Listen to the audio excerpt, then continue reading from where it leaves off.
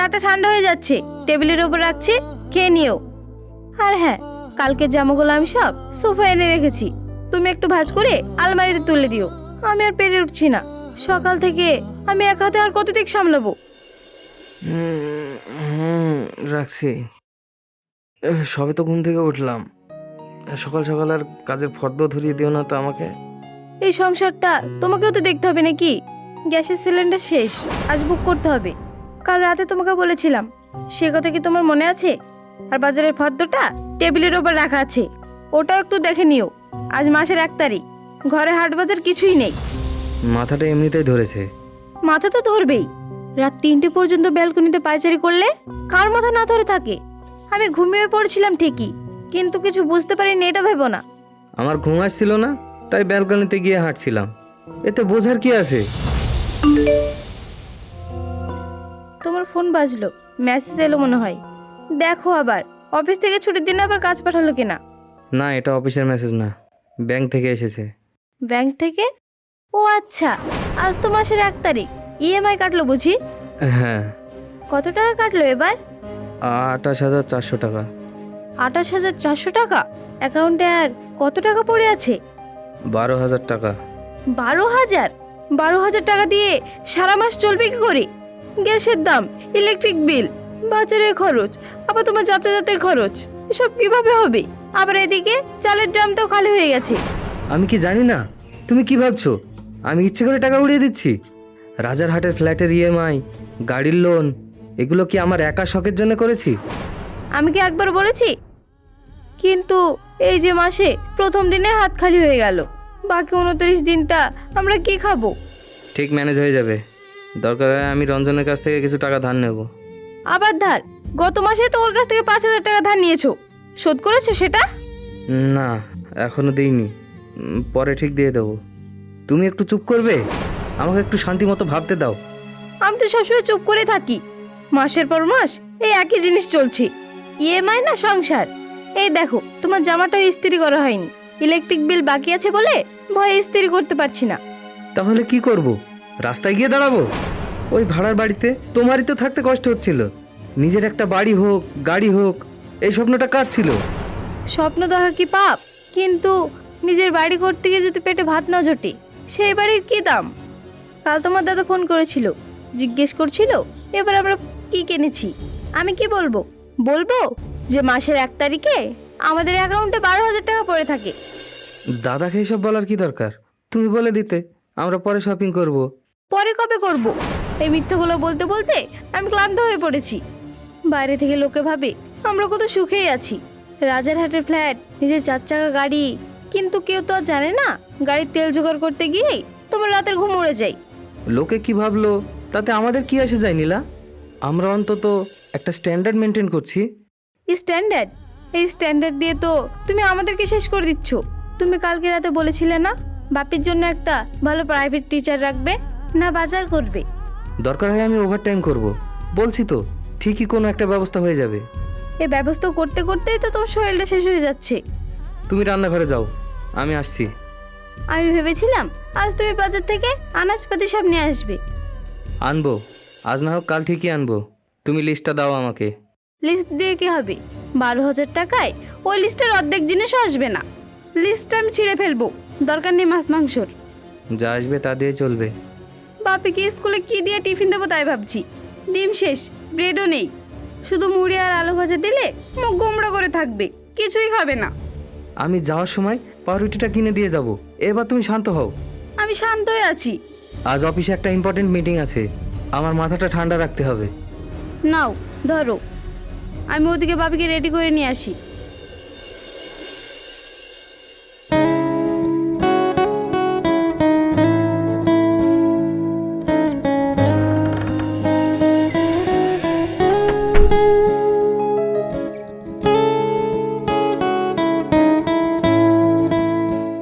এই লিস্টটা একবার দেখো, আমি খুব বেশি কিছু লিখিনি। চাল, ডাল, তেল আর নুন, এগুলো তো মাস কাবারই লাগবেই। আজ রবিবার, ভেবেছিলাম একটু ভালো মন্দ কিছু রাঁধবো। বাপি কয়েকদিন ধরে বলছে তার নাকি খুব মাংস খেতে ইচ্ছে করছে। মাংস? তুমি কি পাগল হয়ে গেছো নীলা? তুমি জানো বাজারে এখন মাংসের দাম কত? 1200 টাকা কেজি। ওদিকে চালের দামটা বেড়েছে, আর তেলের দাম তো আকাশ ছোঁয়া। আর তুমি বলছো মাংস নিয়ে আসতে? কেন, এক রবিবারও কি ছেলেটাকে ভালো মন্দ কিছু খাওয়াতে পারবে না? মাসের 1 তারিখ আজই যদি এত হিসাব করতে হয়, তাহলে আমরা বেঁচে আছি কেন? বেঁচে আছি কারণ আমাদের মাথার উপর একটা ছাদ আছে, যার ইএমআই প্রতি মাসে আমাকে গুনতে হয়। বেঁচে আছি কারণ নিচে একটা গাড়ি দাঁড়িয়ে আছে। এই বিলাসিতাগুলোর দাম দিতে গিয়েই আমার পকেট গড়ের মাঠ হয়ে যাচ্ছে, সেটা তুমি জানো না? বিলাসিতা? ওটা বিলাসিতা নয় রনি, ওটা তোমার জেদ ছিল। আমি তো আগেই বলেছিলাম দমদমের দিকে একটা ছোট থেকে একটা ফ্ল্যাট নাও, সেখানে দামটাও একটু কম হতো। তুমি তো বললে না, রাজারের ফ্ল্যাট নিলে আমার অফিসটা কাছে হবে। আবার সেই পুরনো যুগের কথা তুলছো? তখন তো খুব আরাম লাগে যখন এসি নিচে শুয়ে থাকো, আর আত্মীয়দের সামনে রাজারহাটের ফ্ল্যাট নিয়ে গল্প করতে তো ছাড়ো না। আর এখন টাকা নেই বলে সব দোষ আমার? এসির নিচে আমি একা থাকি না, তুমিও থাকো। আর ওই যখন এসির বিলটা আসে তখন আমার বুকটা কাঁপে। তুমি তো কারেন্টের বিল দিয়েই খালাস, সংসারটা আমাকে তেল তেল করে জমাতে হয়। তুমি কি বলতে চাচ্ছ? আমি অপদার্থ? আমি রোজগার করি না? রোজগার করছো কিন্তু ওড়াচ্ছ বেশি। কি দরকার ছিল গত মাসে ওই ল্যাপটপটা কেনার? 25,000 টাকা জলে গেল না? ওটা না কিনলে তো হাতে কিছু টাকা থাকতো। ওটা আমার কাজের জন্য দরকার ছিল। আর তুমি যে গত মাসে তোমার মায়ের জন্য একটা শাড়ি পাঠালে, সেটার টাকা কোথা থেকে এলো? এখন তোমার মাকে অত দামি একটা শাড়ি পাঠানোর কোনো দরকার ছিল? আমার মা অসুস্থ ছিল, তাকে একটু আনন্দ দিতে চেয়েছিলাম, সেটা নিয়ে তুমি আমাকে খোঁচা দিচ্ছ। অথচ নিজের নেশার পিছনে কত টাকা উড়িয়ে বেড়াও সেটার হিসেব আছে তোমার কাছে? অফিসের বন্ধুদের সাথে ক্যাফেতে গিয়ে কফি খাওয়ার কি দরকার ছিল? তুমি এখন আমার কফি খাওয়া নিয়ে ঝগড়া করছো? ছি, জীবনটা কি এতটাই সস্তা হয়ে গেল? সামান্য এক কাপ কফির জন্য এভাবে আমাদেরকে চিৎকার করতে হবে? মধ্যবিত্তদের এটাই জীবন। আমাদের আবেগগুলো ইএমআই এর ফাইলে চাপা পড়ে গেছে। তুমি জানো আজ বাপের স্কুল টিচার বলছিল ওর 2 মাসের মাইনে বাকি আছে। লজ্জায় আমি মাথা নিচু করে চলে এসেছি। মাইনে বাকি? আমি তো তোমাকে মাইনের টাকা আগেই দিয়ে দিয়েছিলাম। সেই টাকা দিয়ে আমি ইলেকট্রিক বিল দিয়েছি, নাহলে কালকে আমাদের লাইন কেটে দিত। তখন অন্ধকারে ঘরে বসে থাকতে ভালো লাগতো? সব দিক সামলাতে সামলাতে আমি পাগল হয়ে যাব। কেউ আমায় বোঝার নেই, সবার শুধু চাই দাও দাও দাও আর দাও। টাকা কি গাছে ধরে? গাছে নয়, আমরা একটা চোরাবালিতে দাঁড়িয়ে আছি। যতই বাঁচার চেষ্টা করছি ততই তলিয়ে যাচ্ছি। এই যে তুমি এখন ব্যাগ নিয়ে বাজারে যাবে, কি আনবে শুনি? 200 গ্রাম পটল আর 4টে ডিম, এই খেয়ে কদিন কাটবে? যা পাবো তাই আনবো। তোমার যদি পছন্দ না হয় তুমি রেধো না, উপোস করে থাকবো। তাতে আমার ইএমআই এর টাকাটা অন্তত বেঁচে যাবে। তুমি সবসময় উগ্র হয়ে যাও, কোনো সময় আমাকে একটু বোঝার চেষ্টা করো না। আমাদের এই ছোট ছোট ইচ্ছেগুলো তোমার কেন এত জ্বালাতন করে আমি বুঝি না। আমরা তো বেশি কিছু চাই না, শুধু একটু শান্তি চেয়েছিলাম। শান্তি? এ সমাজে শান্তি পেতে গেলে টাকা লাগে নীলা, টাকা। আর সেই টাকা জোগাড় করতে গিয়ে আমি আমার শান্তি বিসর্জন দিচ্ছি। বাজারে যাচ্ছি, লিস্টটা দাও। আর শোনো, মাংসের আশা আজ ছেড়েই দাও, বাবুকে বুঝিয়ে বলো। আমি কি বোঝাবো, তুমিই বলো গা। আমি কি চেষ্টা করছি না? চেষ্টাই তো দেখছি। ব্যাগটা নিয়ে বেরো এখন, দেরি হয়ে গেলে টাটকা সবজি আর পাওয়া যাবে না। আর শোনো, সর্ষের তেল কিন্তু ছোট প্যাকেট নেবে, বড় বোতল কেনার দরকার নেই। এখন থেকে এভাবেই চলতে হবে।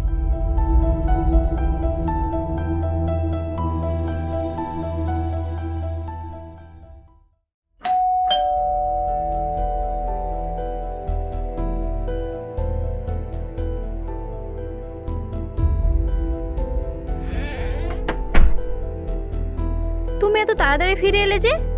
আর মুখটা অমন ফ্যাসকা কেন? ঘামছেও তো খুব। ফ্যানটা চালিয়ে দিচ্ছি, ফ্যানের তলায় বসো।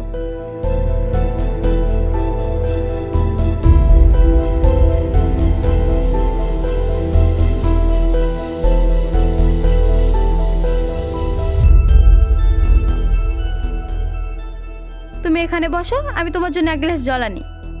পানি লাগবে না। দরজাটা ভালো করে বন্ধ করেছো তো? দরজা তো ভেড়ানোই থাকে। হঠাৎ দরজা বন্ধ করে কথা বলছো কেন? কি হয়েছে রনি? আমার আর বাঁচার কোনো রাস্তা নেই নীলা, সব শেষ। কি সব বাজে বাজে বকছো? আজ অফিস থেকে ফেরার সময় বাস স্ট্যান্ডের পাশে দাঁড়িয়েছিলাম, হঠাৎ একটা ফোন এলো। কার ফোন? আবার সেই ব্যাংকে থেকে? তুমি তো বললে আজ সকালে ফ্ল্যাটের ইএমআই কেটে নিয়েছে। ইএমআইটা কেটেছে, কিন্তু গত মাসে যে পার্সোনাল লোনটা নিয়েছিলাম বাবুর স্কুলের ফিজ আর তোমার মায়ের ওষুধের জন্য, সেটার ডিউ ডেট 3 দিন আগেই পার হয়ে গেছে। তুমি তো বলেছিলে সামনের সপ্তাহে স্যালারি অ্যাকাউন্টে কিছু টাকা ঢুকলে তাতে থেকে দিয়ে দেবে। ওরা অতদিন অপেক্ষা করবে না। রিকভারি এজেন্ট ফোন করেছিল, যাচ্ছে তাই বাসায় কথা শোনালো, আর বলল কালকের মধ্যে টাকা জমা না দিলে ওরা সোজা বাড়িতে চলে আসবে, সবার সামনে আমাকে অপমান করবে। বললেই হলো, এটা তোর পারাগো নয় যে এসে যা খুশি তাই করবে। তুমি পুলিশের ভয় দেখালে না কেন? পুলিশ? ওরা যদি জানতে পারে আমি ধান নিয়ে শোধ করতে পারিনি, উল্টে পুলিশই আমাকে ধরবে। রঞ্জনের কাছ থেকে কিছু ধার চেয়েছিলে? চেয়েছিলাম, কিন্তু ও এখন আর ফোন ধরছে না।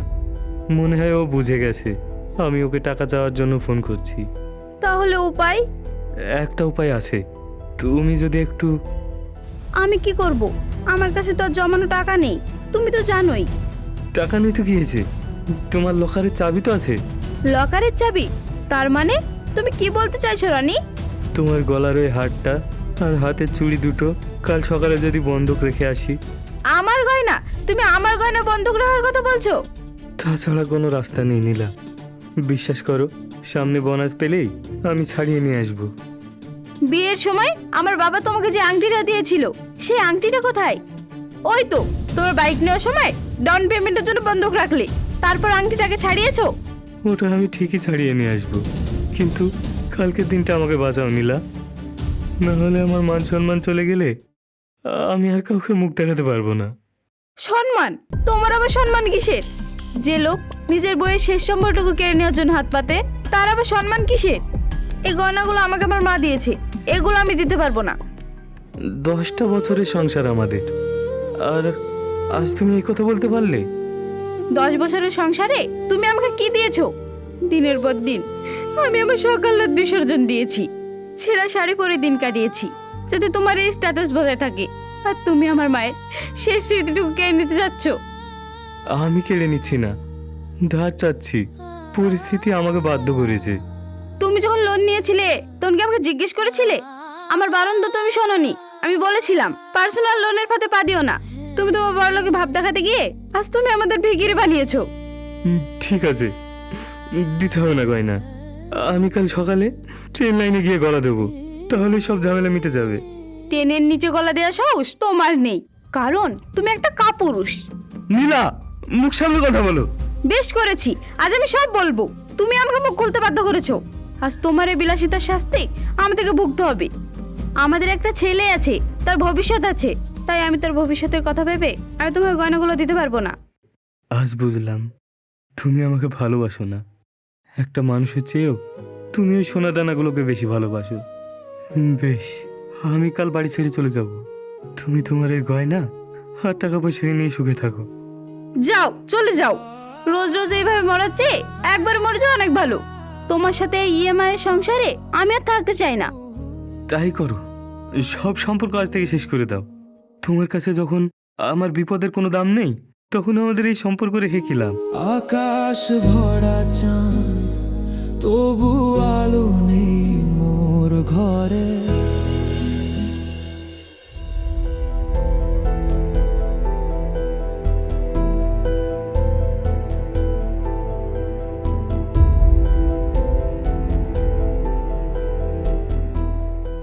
রনি, একবার এদিকে এসো তো।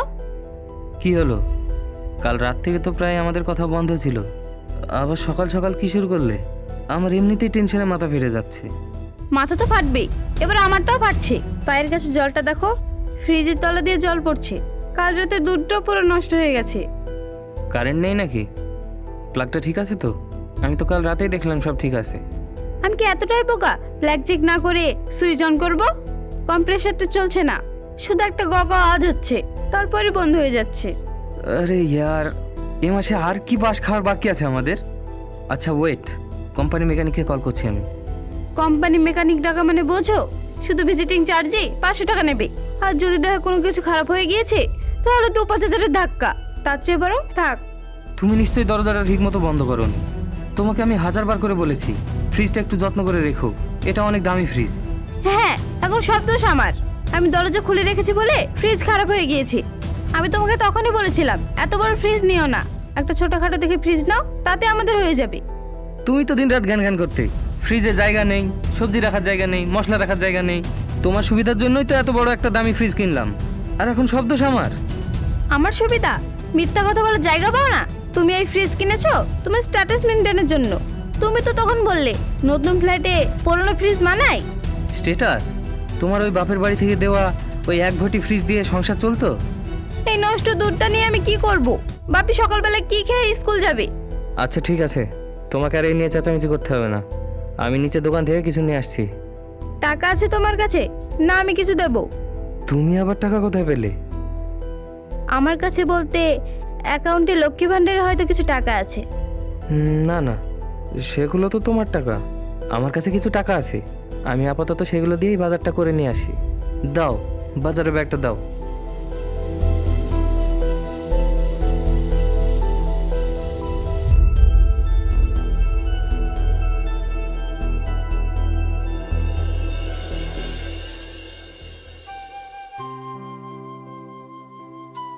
ডালটা কি বাড়িতে আর একটু দেবো নাকি শুকনো ভাতই খাবে?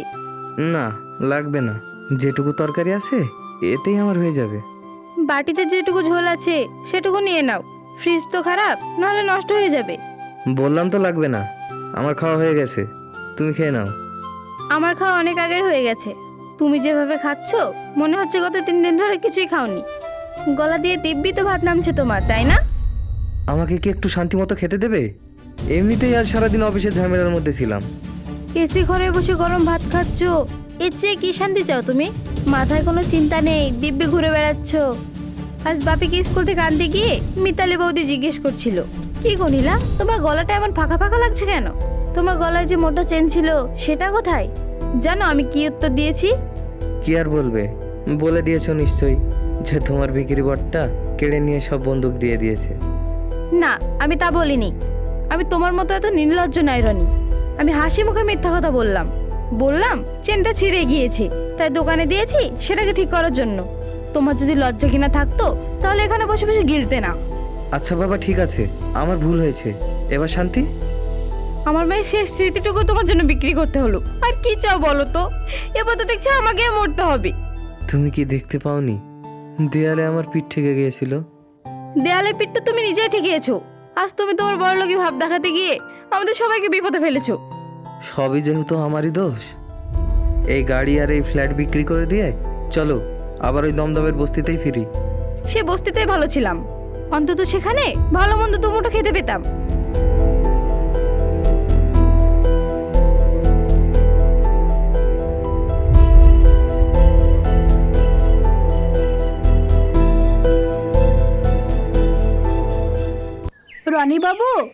রনি বাবু বাড়িতে আছেন? হ্যাঁ বলুন, আমি রনি, কিন্তু আপনি কে? আমার নাম মুর্শিদা, আমি ব্যাংক থেকে এসেছি। আপনার তো আমাদের ফোন ধরারই সময় নেই, তাই সরাসরি আপনাদের বাড়িতে চলে আসলাম। একটু আস্তে কথা বলুন ম্যাডাম, আশেপাশে অনেক লোকজন আছে তো। আর আমি আপনাকে ফোনে বলেছিলাম আমার একটু সময় লাগবে।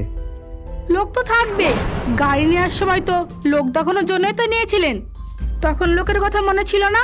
গত 6 মাস ধরে ডেটের পর ডেট দিয়ে যাচ্ছেন, ফোনটাও ধরছেন না। আপনার ফাইলের অবস্থা খুবই খারাপ। ম্যাডাম প্লিজ আপনি ভিতরে আসুন, বাইরে দাঁড়িয়ে আমাকে এভাবে অপমান করবেন না, আমার একটা সম্মান আছে। সম্মান বাঁচাতে গেলে ব্যাংকের টাকা সময় মতো মেটাতে হয়। আপনার হোম লোন আর পার্সোনাল লোন মিলে কত ডিউ আছে জানেন আপনি? সুদ আর আসল মিলিয়ে এখনো অনেক টাকা বাকি রয়েছে। আমি তো বলছি ম্যাডাম, আমাকে আর একটা মাস সময় দেন, আমি সব শোধ করে দেবো। আমার অফিসের স্যালারিটা আটকে গেছে, পেলে আমি সঙ্গে সঙ্গে আমি পরিশোধ করে দেবো। এসব গল্প ব্যাংকে গিয়ে ম্যানেজারের সামনে শোনাবেন, আমাকে শোনাতে আসবেন না। আমি একটা কথা পরিষ্কার জানিয়ে যাচ্ছি, আজ সোমবার, আমি আপনাকে ঠিক 1 সপ্তাহ টাইম দিচ্ছি। এর মধ্যে যদি ডিউ ক্লিয়ার না হয় তাহলে আপনার বাড়ি নিলামে উঠবে।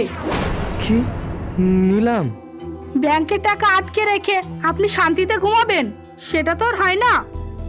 ম্যাডাম আমার পরিবার আছে, আমার একটা ছোট্ট বাচ্চা আছে, একটু বোঝার চেষ্টা করুন, আমাকে আর কটা দিন সময় দিন। এতে আমার কিছু করার নেই, এটা ব্যাংকের নিয়ম। 1 সপ্তাহ পর আপনার এই ফ্ল্যাটে তাড়া পড়বে। ম্যাডাম ম্যাডাম আমার কথাটা শুনুন, ম্যাডাম ম্যাডাম। ইএমআই দিয়ে হয়তো দামি ইট কাঠের দেওয়াল আর শৌখিন আসবাব কেনা যায়, কিন্তু শান্তির সংসার গড়া যায় না। সমাজের চোখে মিথ্যে স্ট্যাটাস আর বড়লোক সাজার এই অন্ধ দৌড়ে আমরা অনেক সময় ভুলেই যাই শোকেসের দামি জিনিসের চেয়ে আপনজনের মুখের নিশ্চিন্ত হাসিটার দাম অনেক বেশি। ধার করে আনা বিলাসিতার চেয়ে রাতে শান্তিতে দু চোখ এক করতে পারাটাই মধ্যবিত্তের আসল সম্পদ। মনে রাখবেন, নিজের চাদর বুঝে পা না ছড়ালে একদিন সেই সাধের চাদরটাই নিলাম হয়ে যায়। তাই লোক দেখানো মিথ্যে অহংকার নয়, বরং সম্পর্ক বাঁচান। কারণ বাড়ি নিলাম হয়ে গেলে নতুন ঠিকানা খোঁজা যায়, কিন্তু বিশ্বাস আর ভালোবাসা একবার ঋণের দায়ে বিক্রি হয়ে গেলে তার কোনোদিন ফিরে পাওয়া যায় না।